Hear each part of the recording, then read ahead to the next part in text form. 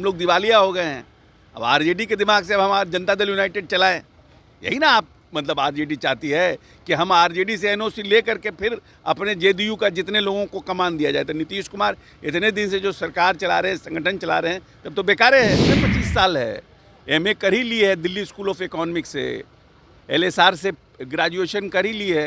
पप्पू यादव जी कितना पढ़े उनसे ही पूछिए ना। एमपी हो जाना is a different thing, MP बन जाना इज़ अ डिफरेंट थिंग। राष्ट्रीय कार्यकारिणी की बैठक में संजय झा को राष्ट्रीय कार्यकारी अध्यक्ष बनाया गया है। अब इसको लेकर बिहार में सियासत भी खूब हो रहा है। आरजेडी की तरफ से कहा जा रहा है कि जेडीयू के अंदर बीजेपी के मजबूत स्तंभ है संजय झा। अब इसको लेकर बिहार सरकार के मंत्री अशोक चौधरी ने कहा है कि अब आरजेडी से एनओसी लेकर जेडीयू अपने पदाधिकारियों का निर्णय करेगा। क्या हम लोग अब दिवालिया हो गए हैं? वो आरजेडी से हम लोग पूछकर अपने पदाधिकारियों का निर्णय करेंगे। हम लोग क्या आरजेडी से पूछने जाते हैं क्या उनके पदाधिकारी कौन होंगे? वहीं अशोक चौधरी ने संभवी चौधरी को लेकर भी खूब बोले हैं। क्या कुछ कहना है बिहार सरकार के मंत्री अशोक चौधरी का, सुनवाते हैं आपको इस वीडियो में। बात है क्योंकि अब आने वाले समय में 1 साल के बाद बिहार में चुनाव है और माननीय नेता उतना समय बाकी राज्यों में नहीं दे पाएंगे। उसने उन्होंने कार्यकारी अध्यक्ष की नियुक्ति की है और कार्यकारी अध्यक्ष की नियुक्ति होने से हमें लगता है संजय झा की नियुक्ति होने से पैन बिहार, क्योंकि बिहार के जो कार्यकर्ता लंबे समय से इस इच्छा को पाले हुए थे कि हमारी पार्टी राष्ट्रीय पार्टी के रूप में उभरे, उसमें कहीं ना कहीं बिहार की जो एक्टिविटी थी वो कारण बन रही थी। इसलिए संजय झा जी अब दिल्ली में रहेंगे तो हमको समझते हैं कि कार्यकारी अध्यक्ष के रूप में तो जहाँ जहाँ हमारे यहाँ आने वाले चुनाव हैं, हरियाणा है, झारखंड है, इन सब प्रदेशों में कैसे पार्टी चुनाव लड़े, किनके साथ तालमेल हो, इन सब चीज़ों पर बात करेंगे और पार्टी को राष्ट्रीय स्तर पर उभारने में एक अहम भूमिका का निर्वहन करेंगे। और पार्टी का एक लंबे समय से पार्टी के संगठन का काम देख रहे थे, महामंत्री के रूप में देख रहे थे, प्रभारी के रूप में देख रहे थे। मैं समझता हूं कि ये एक अच्छा और उचित निर्णय है और समय पे किया गया माननीय नेता का निर्णय है। सर विशेष राज्य के दर्जे को लेकर के, स्पेशल पैकेज को लेकर के सर कोई बात नहीं? स्पेशल पैकेज को लेकर राजनीतिक प्रस्ताव जो पारित हुआ है उसमें हम लोगों ने जो हमारे पुराने डिमांड हैं, स्पेशल या तो बिहार को विशेष राज्य का दर्जा मिले या विशेष पैकेज मिले, उस राजनीतिक प्रस्ताव में हमारे जो नेशनल एग्जीक्यूटिव ने उसको पास किया है।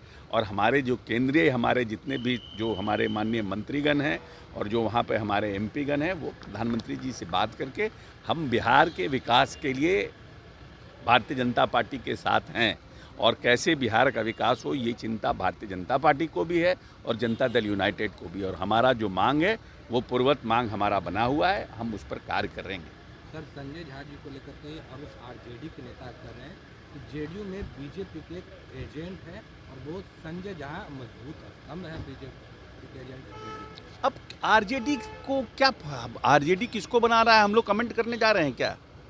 अब ये हमारे लिए चिंता आरजेडी करेगी कि आरजेडी अगर हमारे लिए चिंता करेगी कि हमारा कौन पदाधिकारी बन रहा है और कौन किसका है, तो इसका मतलब कि हम लोग दिवालिया हो गए हैं। अब आरजेडी के दिमाग से अब हमारा जनता दल यूनाइटेड चलाएं, यही ना आप मतलब आरजेडी चाहती है कि हम आरजेडी से एनओसी ले करके फिर अपने जेडीयू का जितने लोगों को कमान दिया जाए। तो नीतीश कुमार इतने दिन से जो सरकार चला रहे हैं, संगठन चला रहे हैं, तब तो बेकार है कि कौन किसका एजेंट है, क्या है, ये भी डिसाइड करेगी आरजेडी। इसका क्या मतलब है? तेजस्वी यादव लगातार क्राइम को लेकर के और गिरते पुलों को लेकर के ट्वीट कर रहे हैं, कह रहे हैं गिरते पुल को लेकर ट्वीट कर रहे हैं। तो पिछले 1.5 साल से इस प्रदेश के ग्रामीण कार्य मंत्री कौन थे? इस प्रदेश में क्या नाम है, पथ निर्माण के मंत्री कौन थे? पुल तो एक दिन में बना नहीं है। क्या हम लोग ग्रामीण कार्य का चार्ज लिया और पुल बनना शुरू हो गया? कोई कमेंट करने के पहले देखना चाहिए, किसी को समझना चाहिए। क्राइम की स्थिति जो बढ़ी है, क्राइम में थोड़ी बहुत जो भी घटनाएं हुई उस पर तुरंत कार्रवाई हो रही है। हमारी सरकार पूरी तरह से निष्पक्ष रूप से जो क्रिमिनल है उनको पकड़ने का काम करती है। लेकिन जितनी भी घटनाएं घटी हैं वो या तो ज़मीन को लेकर के घटी है या अदावत को लेकर घटी है। कोई ऑर्गेनाइज्ड क्रिमिनल इस प्रदेश में अभी पैदा नहीं हुआ है जो ऑर्गेनाइज रूप से क्राइम कर रहा हो और उसको सरकार पकड़ने में विफल रही हो। सर एक सवाल है, संभवी चौधरी को लेकर पप्पू यादव का बयान आया है, वो पहले पढ़ ले, सीख ले और तब बोले। पढ़ ले, सीख ले, बोले, तब अब तो पढ़ाई कर ही रही है। तो उम्र 25 साल है, एमए कर ही ली है दिल्ली स्कूल ऑफ इकोनॉमिक्स से, LSR से ग्रेजुएशन कर ही ली है। पप्पू यादव जी कितना पढ़े उनसे ही पूछिए ना। MP हो जाना is a different thing, MP बन जाना इज़ अ डिफरेंट थिंग।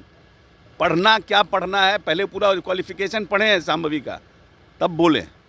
और ऐसा कोई नहीं है कि कोई पहली बार गया है तो वो बच्चा है, और कोई 5 बार से गया तो बहुत भारी पहलवान है।